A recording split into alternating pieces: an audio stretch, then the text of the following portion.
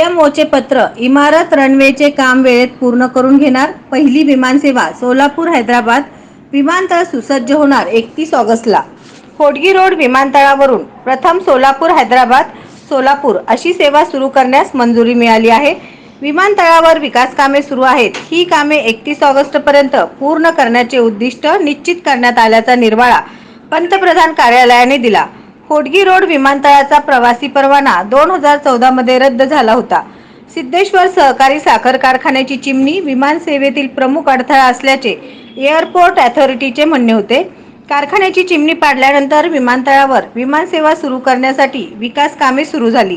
दरम्यान पंतप्रधान नरेंद्र मोदी 19 जानेवारी रोजी सोलापूर दौऱ्यावर होते. या पार्श्वभूमीवर सोलापूर विचार मंचचे सदस्य डॉक्टर संदीप आडके यांनी पंतप्रधान कार्यालयास पत्र पाठवले होते. या विमानतळाचे उद्घाटन पंतप्रधान मोदी यांनी करावे. अनेक वर्षापासून बंद असलेले हे विमानतळ का सुरू होऊ शकत नाही असा प्रश्नही विचार मंचने उपस्थित केला होता. या पत्राला पंतप्रधान कार्यालयाकडून उत्तर आले. विमानतळावरील सर्व कामे 31 ऑगस्ट पर्यंत पूर्ण होतील असे उत्तर आले आहे.